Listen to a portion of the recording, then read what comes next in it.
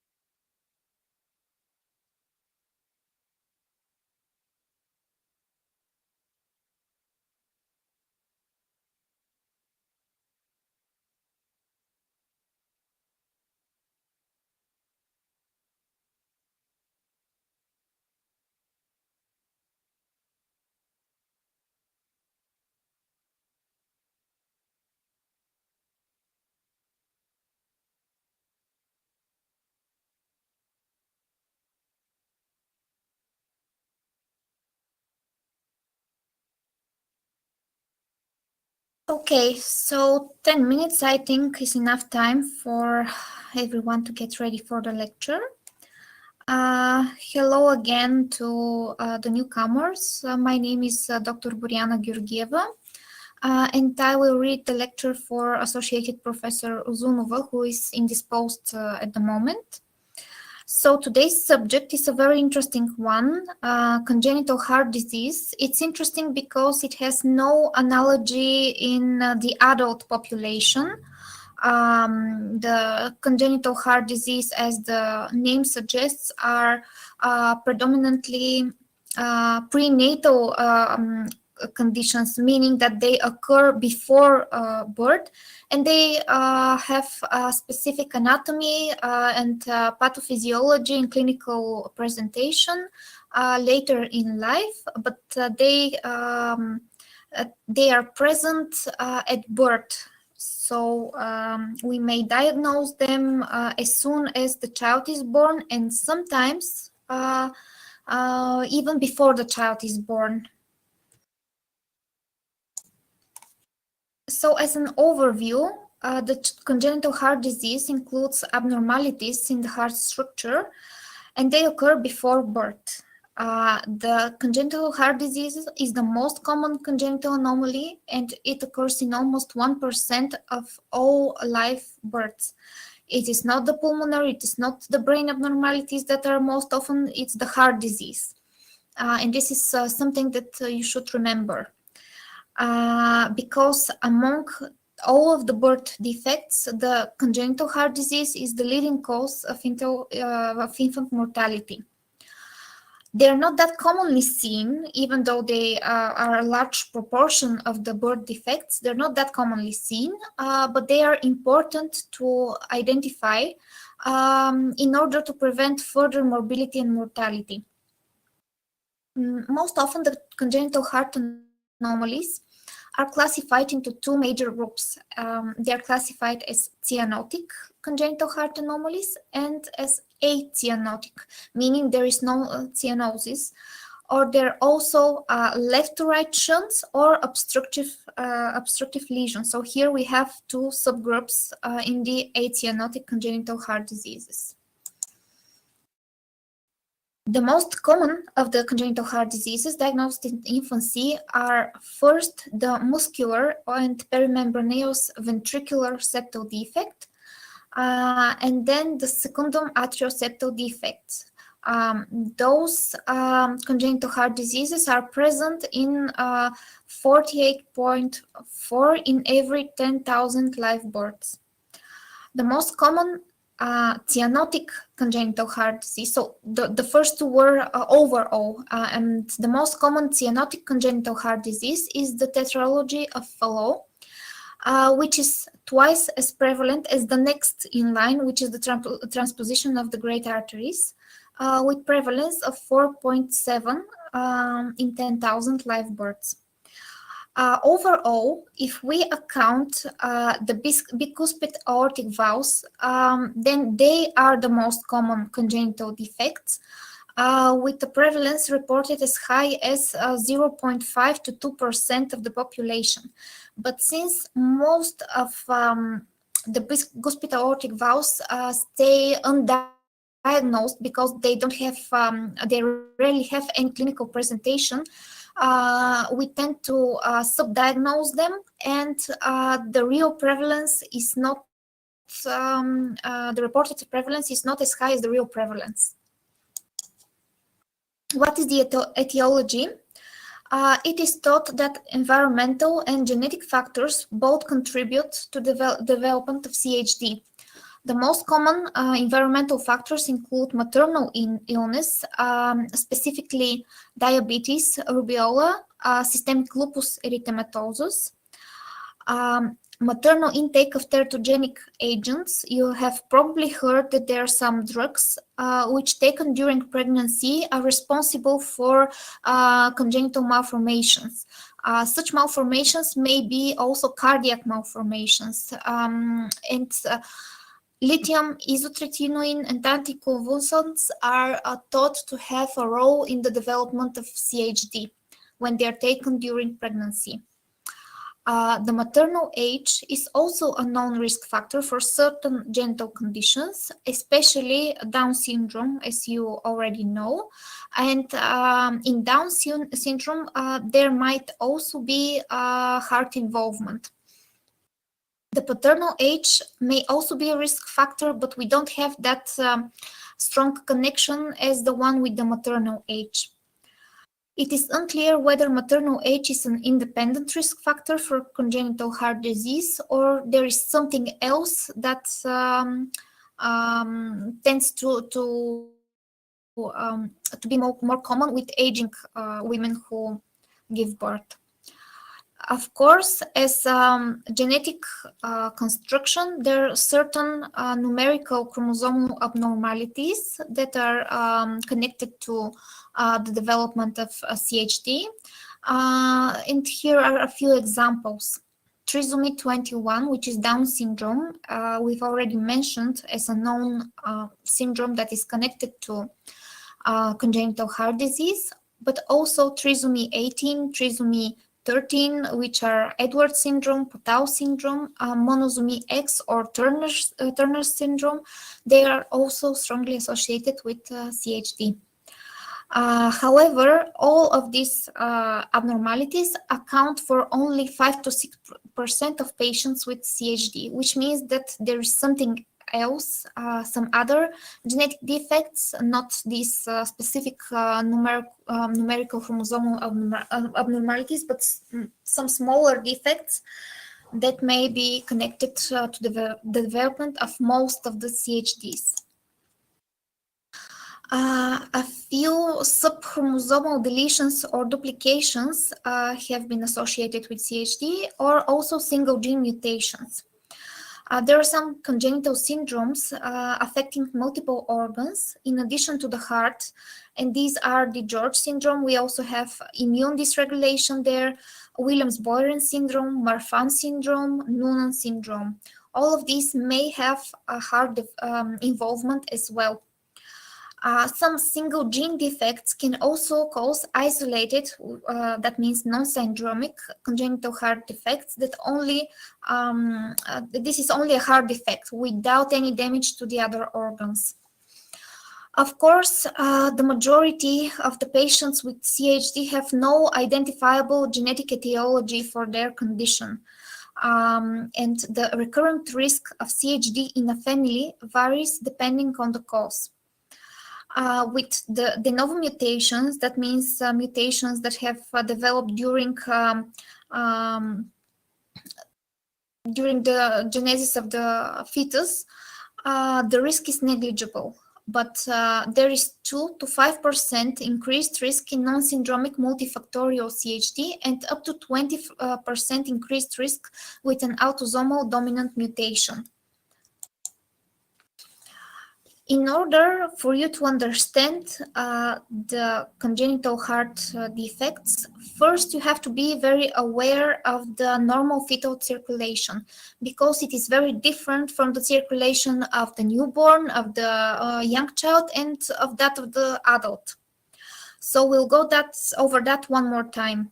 The normal, the oxygenated blood is delivered from the placenta, from the mother placenta, via the umbilical vein, which travels through the liver via the ductus venosus to join the inferior vena cava.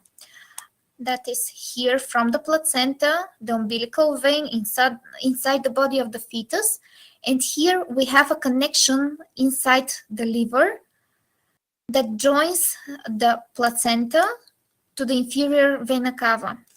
That's the way the oxygenated blood goes into the heart and not through the lungs. Approximately 45% of the umbilical venous blood enters the portal venous system and perfuses the liver en route to the right atrium, while the remainder enters the right atrium directly. So we have a portion here that goes directly to the right atrium and a portion that oxygenates the liver, perfuses the liver. So this oxygenated umbilical venous blood, which enters the right atrium from the inferior vena cava, is preferentially directed across the patent foramen ovale. So here we have a communication that is not present in adults or young children. We have a communication between the left heart and the right heart at the atrial level through the foramen ovale. And most of the blood that comes from the placenta, so this is oxygenated blood, goes from the right atrium to the left atrium, and then to the ventricle. So this is not typical in any other age besides the fetus. This provides the coronary circulation and arteries supplying the head and neck with relatively well oxygenated blood. Because you see, we have a very, very narrow, very short way to the coronary circulation and to the head and neck circulation. The blood returning through the superior vena cava, meaning from the head and the upper extremities, is more likely to cross the tricuspid valve and is ejected via the main pulmonary artery to the lungs or through the ductus arteriosus into the descending aorta. So this blood here that comes from the head, from the upper extremities, comes to the right atrium and is to the right ventricle and goes into the pulmonary artery to the lungs, but some of it passes from the ductus arteriosus, which is another communication between the pulmonary artery and the aorta. It goes, part of it goes to the lungs and part of it goes to the systemic circulation. So most of the blood exiting the right ventricle passes right to left across the ductus arteriosus, with only 8 to 10% of the fetal cardiac output perfusing the lungs. That means the lungs are not at all well perfused when they are in the when we have the age of at the age of the fetus. After that, the blood that comes down through the aorta and perfuses all the organs is mixed blood. It's not only oxygenated blood. This distribution of flow is favored by the constriction of pulmonary arterial bed, which results in high pulmonary vascular resistance, and by the low vascular resistance of the placenta, which results in low systemic vascular resistance. So this is a pressure game. We have high pressure here in the lungs and low pressure here in the systemic circulation. That makes the blood flow easier to the systemic circulation rather than to the lungs. There is a period right after delivery when we have a transitional circulation. With the onset of respiration, the lungs expand and the systemic oxygenation rises. The results are a pulmonary vasodilation. So when we inhale for the first time and lungs expand, that leads to pulmonary vasodilatation, and that leads to a drop in pulmonary vascular resistance. At the same time, we have the ligation of the umbilical cord. The placenta then leaves the circulation, and this increases the systemic vascular resistance. So things change at this moment. We have lowering of the pulmonary vascular resistance and increase in the systemic vascular resistance, which changes the blood flow. The impact of these changes is a sudden reversal of blood flow in the ductus from the aorta to the pulmonary artery. So far we had blood going into the right atrium and right ventricle that goes to the pulmonary artery, and through the ductus, most of that blood goes into the systemic circulation. When we stop the flow from the placenta and we have active lungs, the shunt changes, the way of the blood flow changes. Now the blood comes from the aorta to the pulmonary artery, not the other way around. The increased arterial oxygenation at the ductus results in its constriction and subsequent permanent closure. So when we have our first breath and we have higher SpO2, meaning higher oxygen level in the arterial blood flow, that is the factor for the closing of the ductus arteriosus. In addition, the increased pulmonary blood flow associated with increased pulmonary venous return to the left atrium usually results in simultaneous functional closure of the foramen ovale. The foramen ovale is not exactly a hole. It is a tiny way between two, you can imagine it as curtains. Two curtains, and between the two curtains the blood flows, but when the pressure rises, these curtains they tend to close to one another, and it is impossible for the blood to flow backwards. So this is the functional closure of the foramen ovale. As the pulmonary vascular resistance falls, pulmonary artery pressure declines to approximately half of the systemic levels within the first 24 hours of life. In the next 6 to 8 weeks after birth, the pulmonary vascular resistance continues to decrease as the smooth muscle layer of the pulmonary vasculature becomes thinner.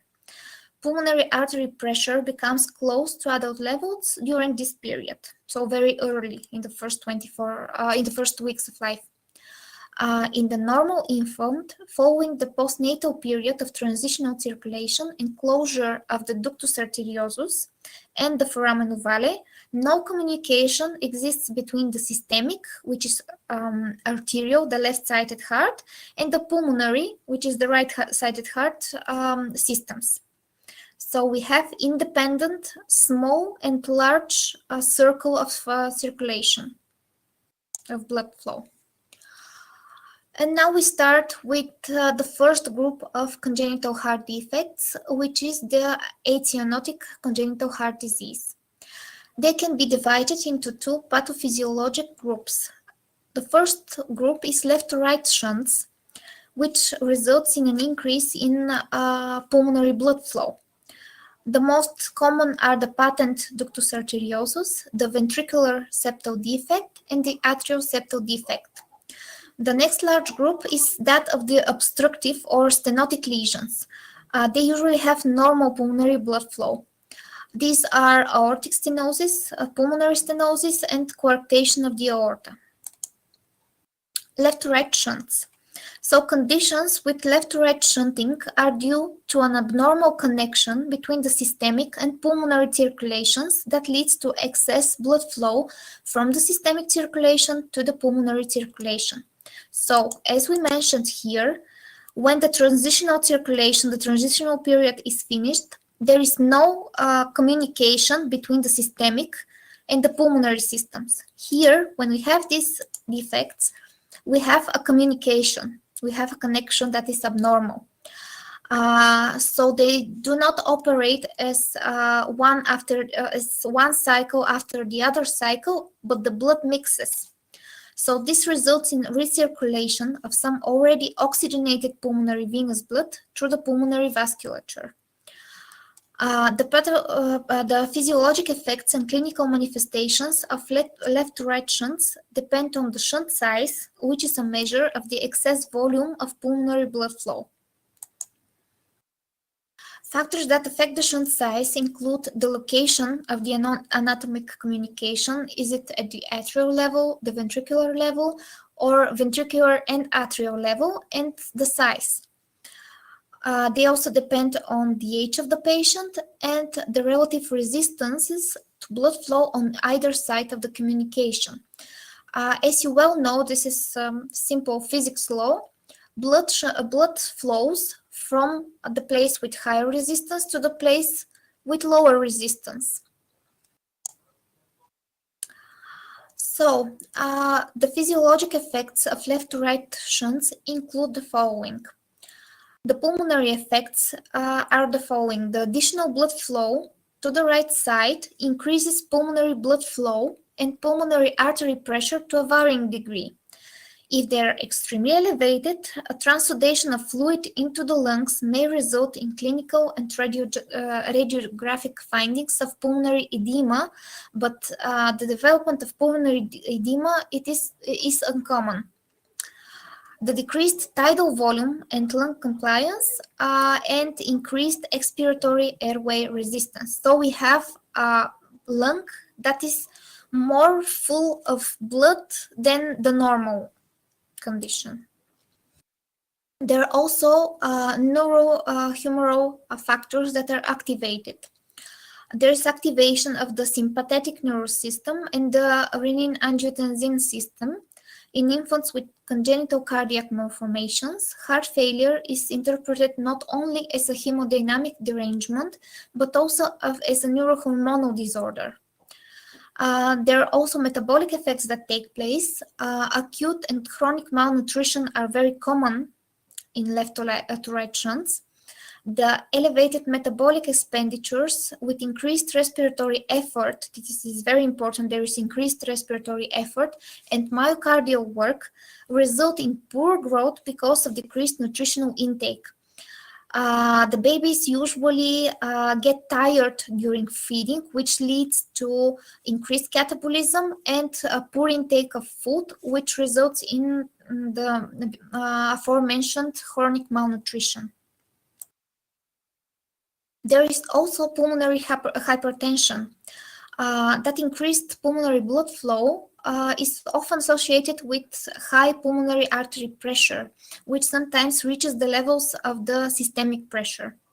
The resulting increased pulmonary vascular resistance may reduce the amount of left to right shunting because, as I said, this is a pressures game when usually the left heart and the left-sided circulation has higher pressure than the right-sided. But when there is more blood flowing to the right and there is a vascular reaction to that increased blood flow, we have elevated pressures on the right as well. So when we increase the pressure on the right, there is less of a pressure difference between right and left, which reduces the amount of shunt. That partly ameliorates the signs of heart failure. However, this process is only can be only temporarily helpful and ultimately results in permanent injury to the pulmonary vasculature. So what is the clinical manifestation of left-to-right shunting? Well, children with increased pulmonary blood flow due to this left-to-right shunting can be asymptomatic for a very long time, actually, or they have tachypnea or respiratory distress. The typical clinical manifestation include tachypnea due to interstitial edema. So we have more blood into the lungs. The lung is hyperemated, has hypervolemia, and that leads to liquid going into the interstitium and the development of interstitial edema. That makes it harder to breathe, and the tachypnea is the compensatory mechanism that is activated. There can also be tachycardia and diaphoresis, increased sweating, due to increased release of catecholamines, as we mentioned before. Poor weight gain resulting from increased caloric demands and myocardial oxygen demands. So not only do children get more tired, they actually do more work than the normal healthy child, which leads to increased demands. And on the contrary, this fatigue does not allow the child to get the required amount of food, which leads to poor weight gain. There could also be hepatomegaly, a sign of cardiac failure, and increased risk of pulmonary infections. So we have a very rich pulmonary vasculature, very rich in blood, I mean, which is the perfect environment for infections, especially viral infections that affect the lower respiratory tract, such as the respiratory syncytial virus. Okay, now we'll take a look at each one of these defects, and we start with the most common one. That is the ventricular septal defect. It is one of the most common congenital heart lesions, and it accounts for 25%, so 1/4 of all CHD, with a reported prevalence of 4 per every 1,000 live births. VSDs occur in isolation, or they might be combined with other congenital heart defects, as it is in atrioventricular or canal defect, in tetralogy of Fallot as well, in detransposition of the great arteries. The most common ventricular septal defects, we mean isolated VSDs here, are classified by their location. There are perimembraneous VSDs, which are the most common of all VSDs, 67%. They could also be trabecular, subpulmonary outlet, or also supracrystal, conuseptal, doubly committed subarterial, and inlet defects. These are the atrioventricular septal type or atrioventricular canal type. You will see them later in a picture. The pathophysiologic effects of ventricular septal defects depend on the size of the defect and the pulmonary vascular resistance. These variables change with time, and so the clinical manifestation may alter accordingly with age. Generally, in the neonate, the anatomic definition is a small defect is the one below 4 millimeters in size. The moderate one is 4 to 6 millimeters, and a large VSD we call a defect above 6 millimeters. As you see here in the picture, this is a communication between left ventricle and right ventricle, which leads to blood flowing from left to right ventricle due to the pressure gradient, and this blood predominantly flows through the pulmonary artery into the lung. So, as for clinical manifestations, you can see a few presentations depending on the age. As I've mentioned before, some conditions may even be diagnosed before birth. So the prenatal presentation with fetal echocardiography on the fetal morphology can find moderate to large VSDs as soon as 16 to 18 weeks of gestation. The postnatal presentation is usually in the neonatal period. That is when most of these defects are discovered. Infants with small restrictive VSDs usually remain asymptomatic.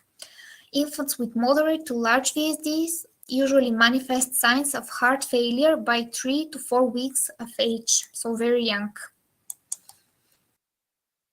So the clinical manifestation of small VSDs is not very severe. Sometimes there are no symptoms, and there might only be a murmur, a heart murmur, when we auscultate the heart, and it is usually described as with intensity 2 to 3 from 6 grades. It is a whole systolic murmur, and it is best heard at the left mid to lower sternal border. In neonates, the murmur may be detectable at 4 to 10 days of life, when the pulmonary vascular resistance declines sufficiently to permit left to right shunting. So we need pressure difference in order to have this blood flowing from one direction to the other, and for the pulmonary pressure to drop so low to have a pressure gradient, we need pulmonary vascular resistance to decline, which happens after the child is breathing on its own. The EKG is typically normal, and the radiograph is usually normal.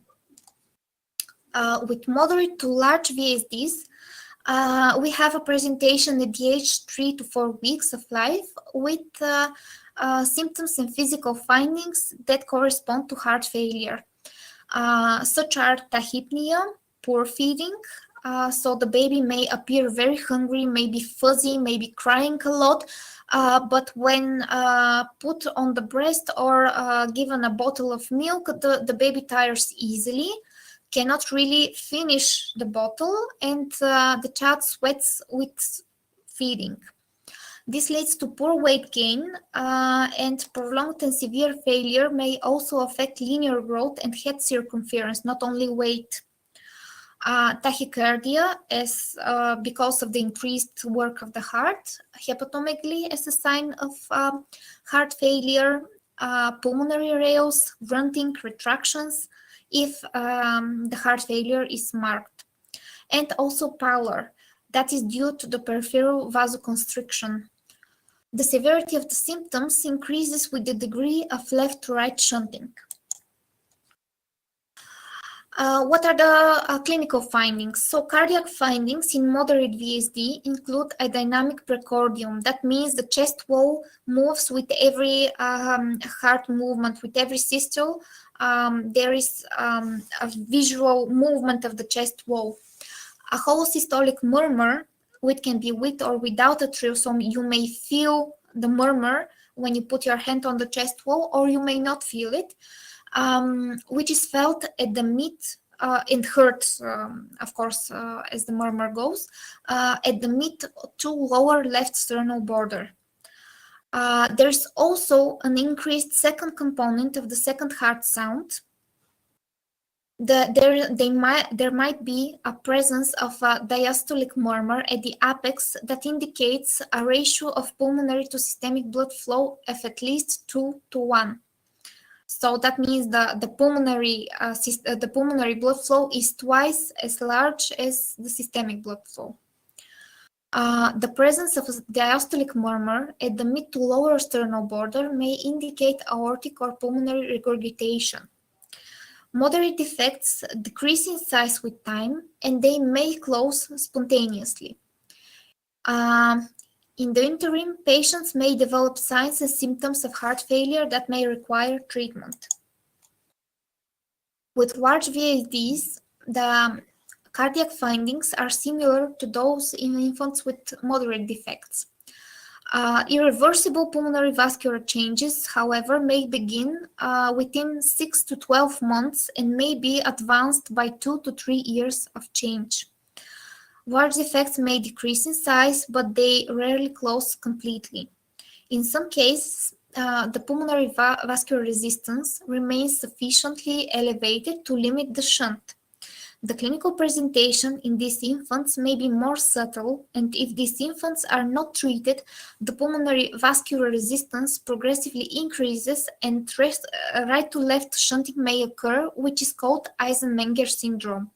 So the normal shunt is left to right, but when the pulmonary vascular resistance, so the pulmonary pressure increases, there is switch of the shunt and the blood flows from right to left through the shunt, not the other way around as in the beginning of the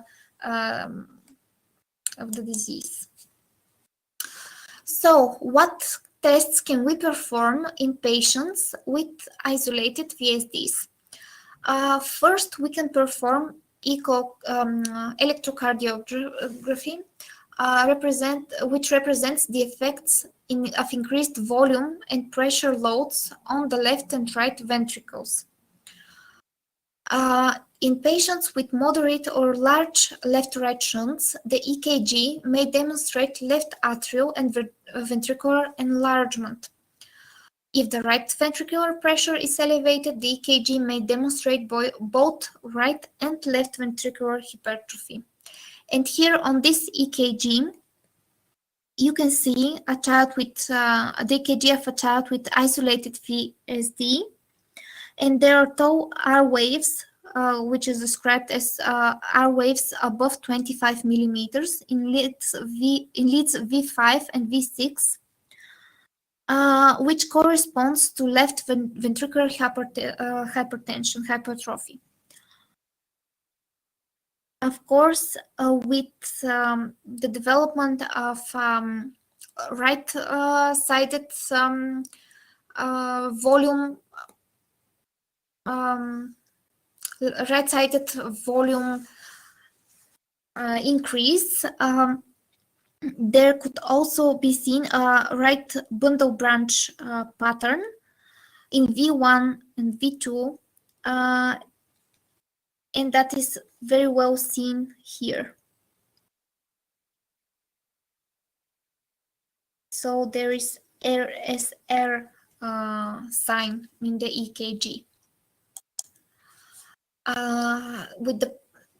When we perform chest radiograph, we can see, we can really establish the degree of heart failure, and that is an appropriate initial test for children presenting with VSD.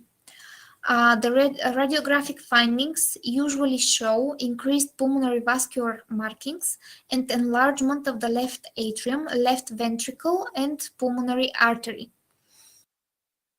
The echocardiography is the one that tells the diagnosis, so to tell. The diagnosis is confirmed with this test, which can also identify the location of the defect and estimate the size of the shunt. Color flow Doppler is invaluable for detecting smaller muscular defects, which may otherwise stay undiagnosed. What is the differential diagnosis of VSD? It is made with other non-cyanotic congenital heart defects that present with a systolic murmur, but also with non-cardiac causes of respiratory distress, such as pneumonia, bronchiolitis, or asthma. Complications that may occur due to the condition is infectious endocarditis, aortic regurgitation, subaortic stenosis, right ventricular obstruction, and left ventricular to right atrial shunting. The treatment depends on the size of the ventricular septal defect because 1/3 of VSDs close spontaneously. Most VSDs are closed surgically or with devices placed at cardiac catheterization. There are very interesting devices nowadays that could be put in the septum of the heart and close off the defect completely. The next group of defects is the atrial septal defects. Atrial septal defects account for approximately 10 to 15% of all congenital heart disease. They can occur approximately in 1 to 2 per every 1,000 live births. The classification is based on anatomic location, which generally reflects the abnormality of embryogenesis that led to the anomaly. There is primum ASD, secundum ASD, sinus venosus type ASD, and coronary sinus ASD. The patent foramen ovale is also an open communication between the right and left atria. But the patent foramen ovale is not considered an ASD because no septal tissue is missing. So this is a septal view through the atrial, this here I mean, through the atrial septum, and this here is the frontal view. So when we have, this is the normal looking heart with the fossa ovalis here, as you may see, with a layer of endocardium lying on top of this fossa ovalis, closing off the communication. In a secundum type of atrial septal defect, this endocardial lining is not closing off the entire communication. As you can see here, there's a small proportion which allows blood to flow from the left atrium to the right atrium. With the primum ASD, there is a communication primum type where first the first communication in the fetal heart has not been closed when the atrial septum was developing. So there is communication, there is blood flow right here below, and not here at the fossa ovalis site. With the sinus venosus atrial septal defect, there is a communication high up near the sinus venosus, so-called, near the venous inflow, and the communication is here. So this is the difference between septum. This is with the left, with the red it's septum primum, and with the blue one is septum secundum. These are different stages in the development of the atrial septum during the development of the fetal heart. So the atrioseptal defects, the primum defects, account for 15 to 20% of all atrioseptal defects. They develop when the septum primum does not fuse with the endocardial cushions. So this results in a defect at the base of the interatrial septum that typically is associated with atrioventricular canal defects. For example, anomalies of the atrioventricular valves and ventricular septal defects. I go back to show you once more here at the base. And when we have not normal development of the valves and here of the ventricular septum, and the whole of this is missing or is dispositioned, we have AV canal defect. But here only isolated primum ASD is shown. The secundum ASDs, on the other hand, account for approximately 70% of all ASDs. They generally present as an isolated defect, and they are due to arrested growth of the secundum septum or excessive absorption of the primum septum, resulting in an opening in the fossa ovalis. So this overlayering of different layers is not all the way through up here. This allows communication here at this level. The sinus venosus defect is a defect in the posterior aspect of the septum near the superior or inferior vena cava, and frequently is associated with anomalous return of the right upper or lower pulmonary veins to the right atrium or to vena cava instead of the left atrium. A patent foramen ovale is interatrial shunting cannot occur as long as left atrial pressure exceeds right atrial pressure and the flap valve remains of the septum primum of the foramen ovale is competent. Once again, here, if we have higher pressure here than here, and we have a competent flap that does not allow blood to flow from here, everything is okay. What is the natural history? Usually small defects, small atrial septal defects often close spontaneously in infancy. Moderate and large defects tend to persist and can cause symptoms over time. The clinical presentation is usually with an incidental heart murmur that is detected during a routine healthcare visit. But infants with large ASDs occasionally may present with symptoms of heart failure, tachypnea, dyspnea, with recurrent respiratory infection or failure to thrive. In the physical and laboratory and test work, we usually find in the physical examination a mid-systolic pulmonary ejection murmur due to mid-systolic pulmonary flow. This ejection murmur is accompanied by a fixed and split second heart sound. The EKG may show a QRS pattern that is suggestive of incomplete right bundle branch block, which is RSR composition with a very deep S, or RSR secundum with a very high R in V1. Chest radiography may demonstrate cardiac enlargement due to right atrial and ventricular dilatation and increased pulmonary vascularity.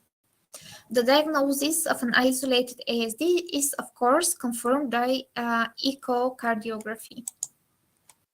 The treatment is usually rarely indicated. If there is a significant shunt, however, and it is still present at around 3 years of age, a closure is usually recommended. Many secundum type ASDs can be closed with an ASD closure device in the catheterization laboratory and not with surgery. But primum and sinus venosus type of defects usually require surgical closure. Okay, on to the next condition. This is the patent ductus arteriosus. The ductus arteriosus is a fetal vascular connection between the main pulmonary artery and the aorta that normally closes soon after birth. The PDA, so patent ductus arteriosus, results from failure of the ductus arteriosus to completely close postnatally. So this is this communication here between the arch of the aorta and the pulmonary arteries. So the fetal ductus arteriosus is kept patent by the low arterial oxygen content and the circulating prostaglandin E2, which is produced in part by the placenta.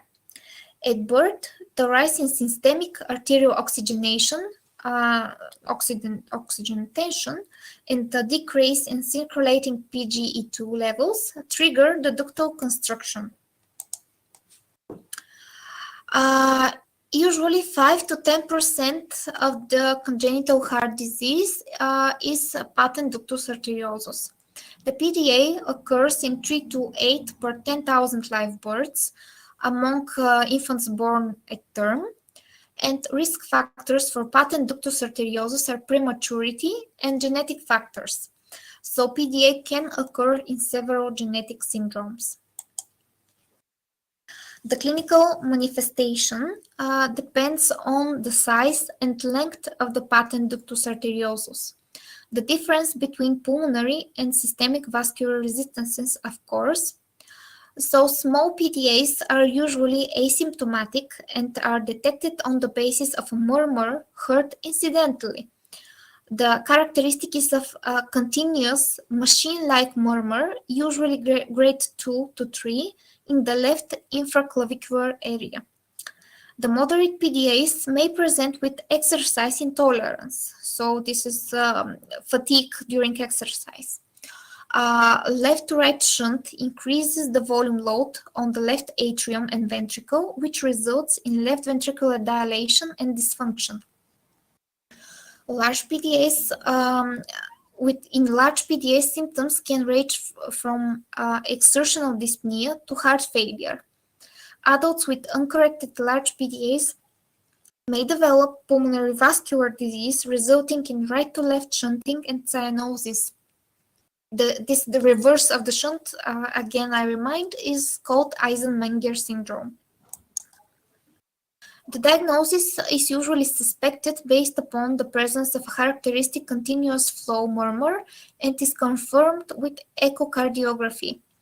Differential diagnosis is made with other causes of diastolic murmurs, bounding pulses, and heart failure. Complications include the development of heart failure. Infants will present with failure to thrive, poor feeding, and respiratory distress. The initial management includes digoxin and diuretic therapy until infants are candidates for device or surgical closure. Nowadays, actually, digoxin is very rarely used in children, and the most common medication therapy is the diuretic therapy until surgical closure or device closure. The infective endocarditis is a rare complication, but with pulmonary hypertension, continuous PDA murmur is absent, and auscultation reveals a pulmonary ejection sound, a large single-second heart sound. Pulmonary hypertension may lead to right-to-left shunting. There are some risks during pregnancy that may increase the chance of patent ductus arteriosus. The spontaneous closure of PDA after a few weeks of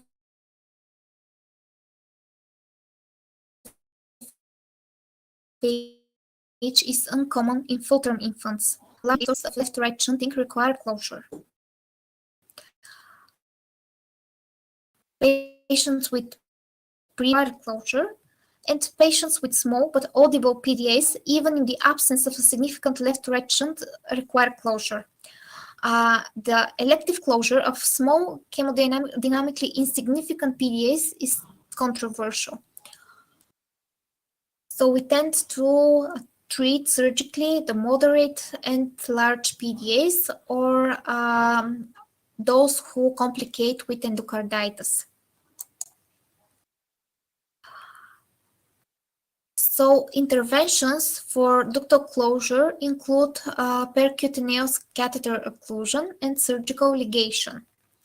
So surgical ligation is performed by pediatric cardiac surgeons, whereas percutaneous catheter occlusion is performed either by pediatric cardiologists with interventional training or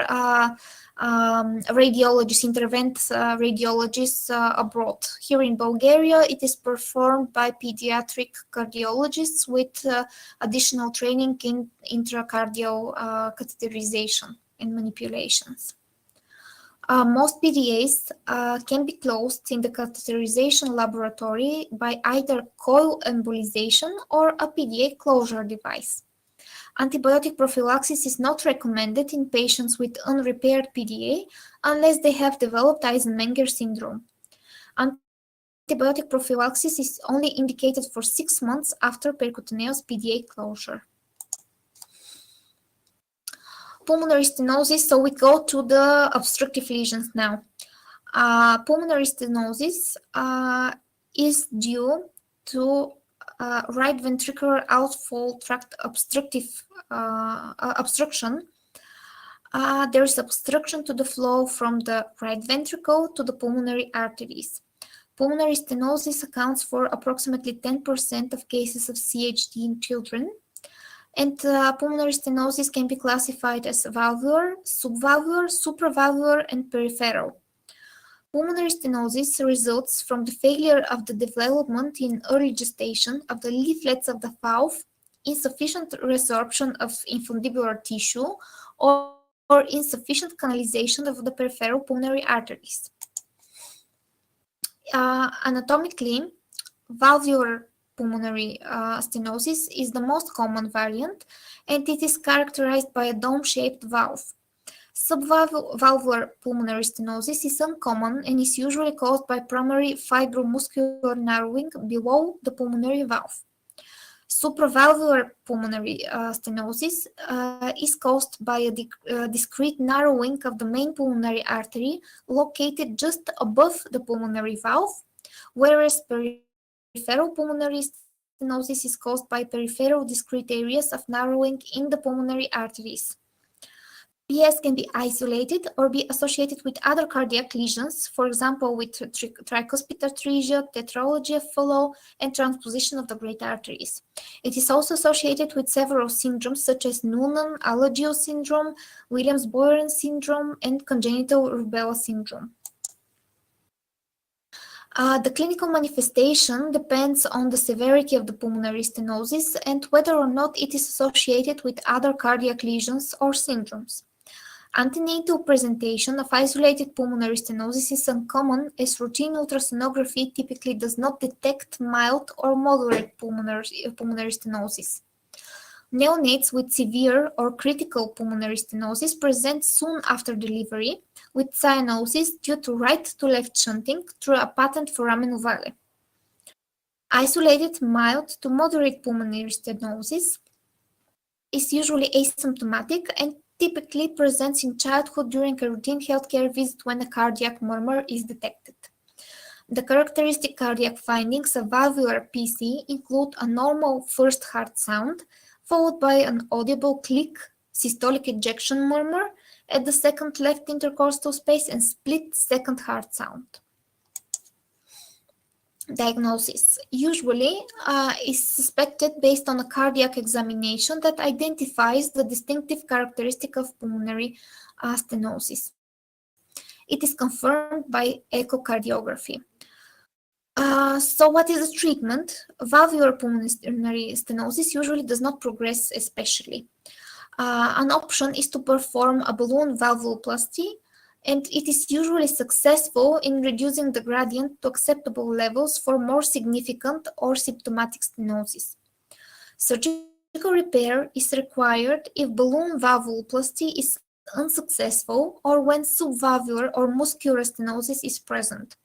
The long-term outcome for children with pulmonary stenosis who undergo catheter-based or surgical intervention is excellent. Now, on the other side of the heart, the aortic stenosis.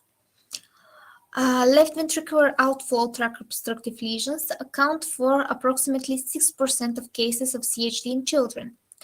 Lesions result from failure of development of the tree leaflets or failure of resorption of tissue around the valve. Aortic stenosis can, again, the same as in pulmonary stenosis, be classified as valvular, subvalvular, or supravalvular. The valvular aortic stenosis is the most common congenital left ventricular outflow tract obstructive lesion. What is the anatomy? Of the valvular AS, the most common morphology is a bicommissural or bicuspid aortic valve, which is associated with both congenital and acquired aortic stenosis. So the valve looks like a fish mouth. Looks like the mitral valve, which is with two leaflets, instead of the Mercedes sign of the tricuspid normal three leaflet aortic valve. Children with congenital aortic stenosis due to bicuspid aortic valve are at risk for other cardiovascular anomalies, especially coarctation of the aorta. In adults with aortic stenosis, bicuspid aortic valve is the most common valve anomaly, which is why it is not, as I mentioned in the beginning of the lecture, it is not very commonly diagnosed, at least not as common as it actually occurs. Otherwise, this would have been the most common congenital heart disease. So, clinical findings depend on the severity of the stenotic lesion, and most children are relatively asymptomatic. Critical aortic stenosis in the neonate is fatal in patients without intervention because neonates present with poor peripheral perfusion and cyanosis as the ductus arteriosus closes. So here this is a type of lesion that is dependent on this communication, this fetal connection, the ductus arteriosus, and when this transitional flow, this transitional communication period is over and the ductus closes, that is when we see the problem. Physical findings include a hyperactive precordium and poor peripheral pulses. A cardiac murmur is frequently not heard because of poor cardiac output. Gallup-Rhythm may also be present. Infants with severe but not critical aortic stenosis may present with heart failure. They may have poor feeding, growth failure, and tachypnea. The physical findings, as mentioned before, include hyperactive precordium, There is an ejection murmur which is heard at the right second intercostal space along the sternum and radiating into the neck. Hepatomegaly and peripheral edema may be present. Older children with AS are rarely symptomatic, and the presence of the characteristic harsh ejection murmur, which may be accompanied by an ejection click, is what prompts the diagnosis. Congenital valvular aortic stenosis is a condition in which often the obstruction progresses. Patients are at increased risk for infectious endocarditis and sudden death. The diagnosis can be made on physical findings and generally is confirmed by echocardiography. The treatment is indicated for patients who present with severe obstruction, and it includes a balloon valvuloplasty. Usually, the first interventional procedure is for significant stenosis. This procedure, unfortunately, is not as successful as pulmonary balloon valvuloplasty, and it has a higher risk of significant valvular insufficiency. So instead of stenosis, you get regurgitation, aortic regurgitation due to treatment. Sometimes, not always, of course. There is a higher risk. In surgical management, it is necessary when the balloon valvuloplasty is unsuccessful or there is a significant valve insufficiency that develops due to the interventional procedure. Okay, next condition of the obstructive type is the coarctation of the aorta. The coarctation of the aorta is a narrowing of the descending aorta, which is typically located at the insertion of the ductus arteriosus just distal to the left subclavian artery.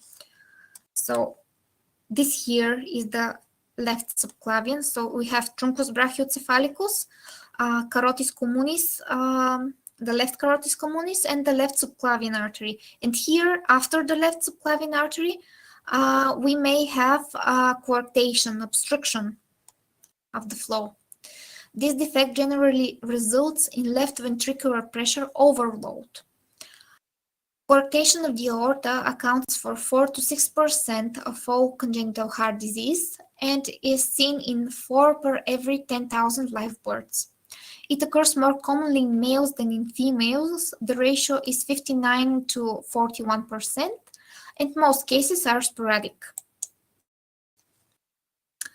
There is a spectrum of anatomic variants from the usual discrete thoracic lesions to long segmental defects, tubular hypoplasia, and rarely coarctation of the abdominal aorta. The coarctation of the aorta is usually accompanied by another cardiac lesion, including bicuspid aortic valve, ventricular septal defect, or patent ductus arteriosus. Genetic testing for Turner syndrome should be performed in all girls diagnosed with coarctation of the aorta because of the high rate of association between the two conditions. What are the clinical findings? The postnatal presentation varies depending upon the age of the patient and the severity of the lesion.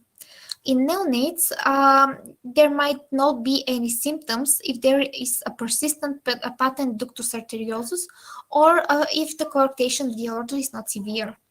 Patients with severe defects, however, may present with heart failure and or shock when the PDA closes. Older infants and children are often asymptomatic, but they may present with hypertension, murmurs caused by collateral blood flow, or associated heart defects or symptoms of chest pain or claudication. In adults, hypertension is the typical presenting sign, and claudication and headaches may also be noted with unrepaired coarctations of the aorta. Common complications in unoperated patients or in those operated on during later childhood or adulthood include systemic hypertension, accelerated coronary artery disease, stroke, aortic dissection, and heart failure. The classical physical findings are systolic blood pressure, which is lower in the lower extremities compared with the upper extremities, and or radial artery to femoral artery pulse delay. This is very, very, very important. So when we see a baby that has a very well developed head and face compared to its young age, with high blood pressure. We always have to check the pulse on the femoral arteries, and we also have to measure the arterial pressure of the leg, not only the hand, because this may show you the diagnosis from the start, from the physical examination. Adult patients with coarctation of the aorta are at increased risk for intracranial aneurysms. So the diagnosis can be made on physical findings and generally is confirmed by two-dimensional and Doppler transthoracic echocardiography. In adolescents, adults, and some pediatric cases, cardiovascular magnetic resonance imaging or computed tomography angiography are used as a complementary diagnostic tool. The prenatal diagnosis of coarctation of the aorta is challenging as it is difficult to detect aortic narrowing because only 10% of the fetal cardiac output flows through the thoracic aorta. Chest radiographic findings in infants with heart failure show generalized cardiomegaly with increased pulmonary vascular markings due to pulmonary venous congestion. In older children and adults, the heart size may remain normal, but other findings include rib notching and the tree sign, indentation of the aortic wall at the site of coarctation with pre- and post-coarctation dilation. So the tree, because here we have dilation, here we have dilation, and here we have the coarctation, the stenosis.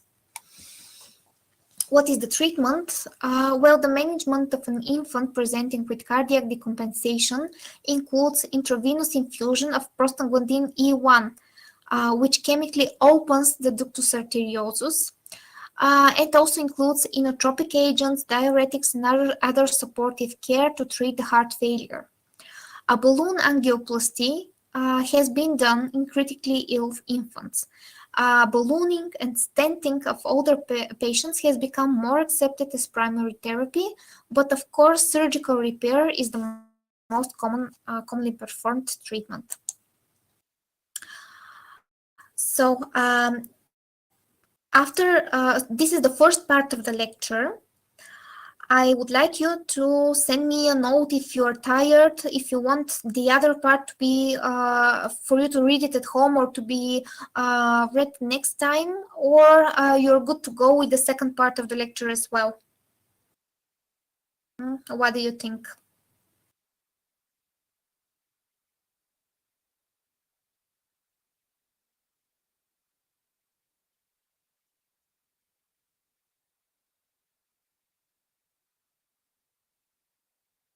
Okay.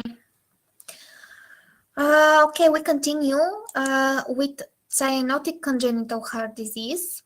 Cyanotic cardiac lesions are approximately 15% of all CHD cases, and they're not as common as atianotic cardiac lesions, but they comprise 1/3 of all potentially fatal cases of congenital heart disease.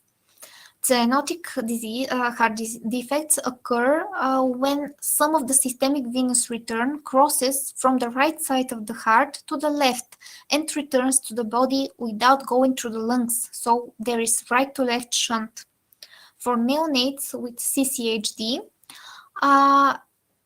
we need early recognition of the condition, emergency stabilization, and transport to a cardiac care center, which ensures an optimal outcome. So, what is cyanosis? Cyanosis is a bluish discoloration of the tissues that results when the absolute level of reduced hemoglobin in the capillary bed exceeds 3 grams per deciliter. Neonatal cyanosis is a common clinical finding in newborn infants. It can be associated with cardiac, metabolic, neurological, infectious, sepsis, parenchymal, and non-parenchymal pulmonary disorders. Factors that affect the detection of neonatal cyanosis are the hemoglobin concentration, the presence of fetal hemoglobin, the skin pigmentation. So it is not as distinctive in darker colored infants compared to more pale skin colors. And of course, other physiologic factors such as the acid-base balance, the temperature of the infant, and low CO2 levels. The cyanosis can be central and peripheral.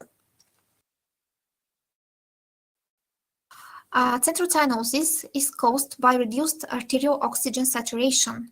The hypoxia is due to one or more of the following mechanisms. There is a ventilation-perfusion mismatch. So in pulmonary disease, respiratory distress syndrome, neonatal pneumonia, meconium aspiration syndrome, and air leak syndromes is the most common cause of neonatal cyanosis. In alveolar hypoventilation or hypoxemia, the hypoxemia may be due to airway obstructive lesions or neurologic or metabolic disorders. This is also central cyanosis. Right to left shunt, so intracardiac lesions or persistent pulmonary hypertension through a patent ductus arteriosus, or intrapulmonary disease, which is a perfusion of non-ventilated areas of the lung, is a cause for central cyanosis. Inadequate transport of oxygen by hemoglobin, so the hemoglobinopathies, which is such as methemoglobinemia and rare variants of hemoglobin with low oxygen affinity, can cause hypoxia of central type, and diffusion impairment when there is pulmonary edema. That is the most common cause of impaired diffusion of oxygen from the alveoli to the pulmonary capillaries.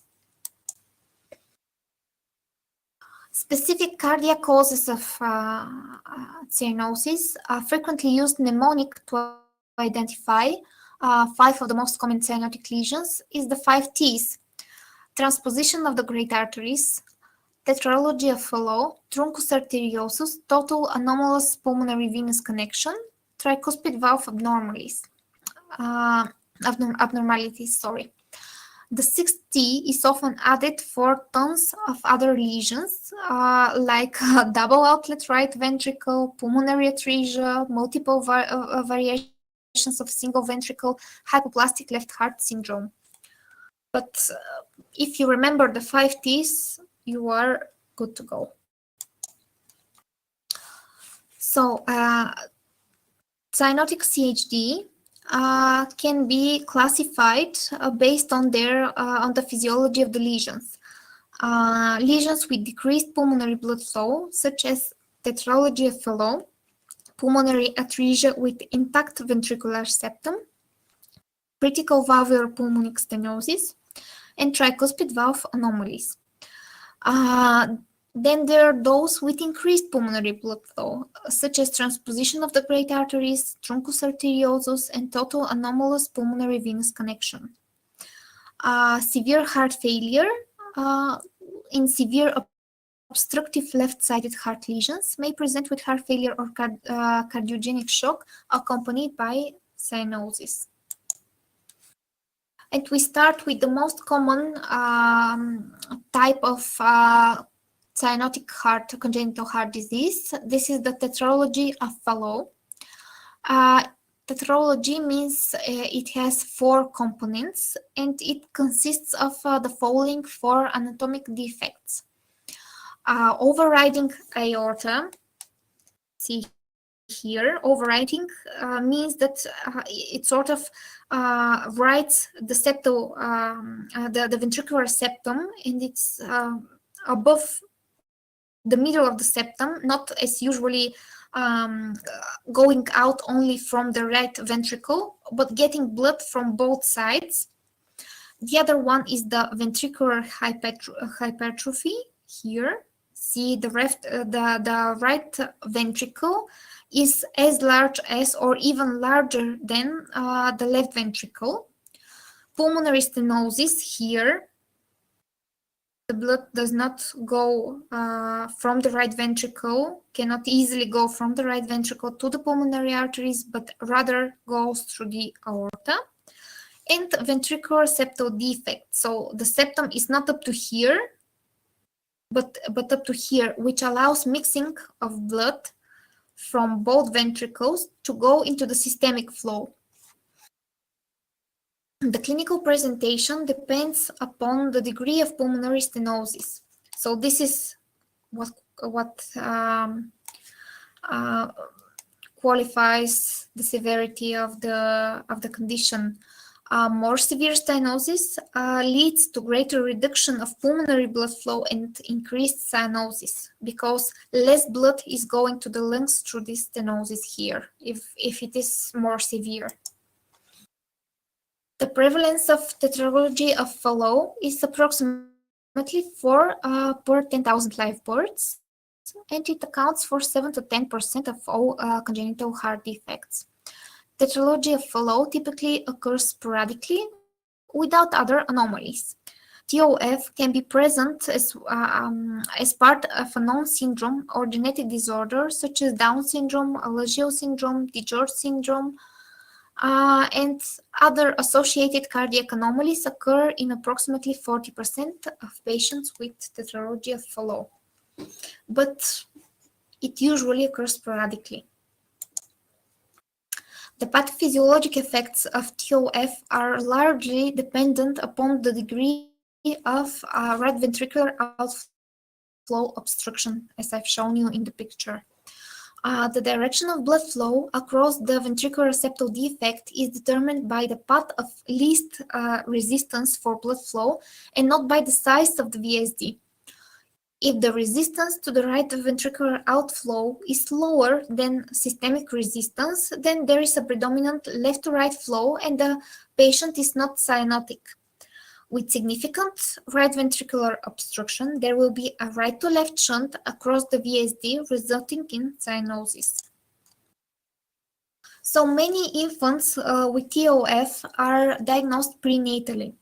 For those who present postnatally, the clinical presentation depends upon the degree of right ventricular tract obstruction, which determines whether there is a left-to-right or right-to-left shunt. In general, the earlier the onset of systemic hypoxemia, the more likely it is that severe right ventricular outflow tract obstruction is present. Cardiac auscultation, usually findings include a crescendo, decrescendo, harsh systolic ejection murmur, and a single second heart sound. Patients with Fallot may intermittently experience hypoxic spells, in which there can be transient near occlusion of the RVOT with profound cyanosis. Dead spells typically arise when the infant becomes agitated or upset. Dead spells characterized by hyperpnea, which is rapid and deep respirations, irritability, inconsolability, and progressively severe cyanosis. Prolonged spells can lead to loss of consciousness and cardiac arrest, and in such cases, prompt intervention is warranted. Patients with unrepaired Fallot are at increased risk for cerebral thromboembolism and cerebral abscesses, resulting in part from their right to left intracardiac shunt. The diagnosis is performed. The diagnosis is made by the performance of EKG and X-ray and echocardiography. In EKG, there is usually a right axis deviation and right ventricular hypertrophy. The classic chest X-ray finding is a boot-shaped heart created by the small main pulmonary artery and upturned apex secondary to right ventricular hypertrophy. The diagnosis of Fallot is typically made by echocardiography, and echocardiography can usually delineate the location and number of VSDs because they may be multiple, anatomy and severity of a right ventricle outflow tract obstruction, coronary artery and aortic arch anatomy, and presence of any associated anomalies and hemodynamic abnormalities associated with the anatomical defects. The natural history of TOF is progression of pulmonary stenosis and cyanosis. The TOF consists of oxygen administration and placing the child in the knee-chest position that increases the venous return to the heart, and traditionally morphine sulfate is given to relax the pulmonary infundibulum for sedation. If necessary, the systemic vascular resistance can be increased acutely through the administration of an alpha adrenergic agonist, for example, phenylephrine. The occurrence of cyanotic spell is an indication to proceed with surgical repair. Complete surgical repair with VSD closure and removal or patching of the pulmonary stenosis can be performed in infancy. Occasionally, palliative shunt surgery between the subclavian artery and pulmonary artery is performed for complex forms of FLO, and more complete repair is done at a later time. Subacute bacterial endocarditis prophylaxis is indicated until 6 months after complete repair unless there is a residual VSD. Prophylaxis is then continued as long as there is a residual VSD. The next one is the transposition of the great arteries, or TGA. The transposition of the great arteries is characterized by the aorta arising from the right ventricle and the pulmonary artery originating from the left ventricle, or also called ventricular arterial discordance. So the aorta here, instead of coming from here, the left ventricle, it is attached to the right ventricle, and the pulmonary artery, instead of here, arises from the left ventricle. This defect results in the creation of two parallel circulations in which deoxygenated systemic venous blood returns to the right atrium and is sent back to the systemic circulation via the right ventricle and aorta. So when we get the systemic venous blood flow here in the right atrium, it goes to the right ventricle, and it goes through the aorta again to the systemic circulation. Whereas the pulmonary blood flow, the oxygenated pulmonary venous blood, returns to the left atrium. It is pumped into the left ventricle, which pumps it back into the pulmonary artery, and that goes back into the lungs. So parallel system with no communication between the two circles. So this condition left without treatment is fatal. There is no way to ensure oxygenated blood for the organs. It is approximately 3% of all CHDs and almost 20% of all cyanotic CHDs. An estimated prevalence of 2.3 to 4.7 per 10,000 live births.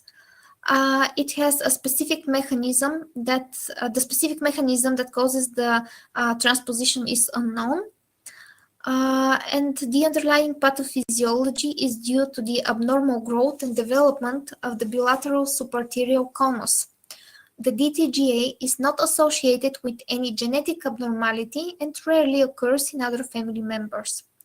It is also less frequently associated with non-cardiac anomalies compared with other CHD defects. Transposition of the great arteries prior to surgical repair is physiologically uncorrected, which means that the systemic and the pulmonary circulations are parallel circuits. This circulation is incompatible with life unless there is communication between the two parallel circuits. Mixing can occur either intracardiac across a patent foramen ovale or a ventricular or atrioseptal defect, or it can be extracardiac via connections, including a patent ductus arteriosus or the bronchopulmonary collateral circulation. The antenatal presentation is very, very difficult to detect by fetal ultrasound. The heart is hyperdynamic with palpable left and right ventricular impulses,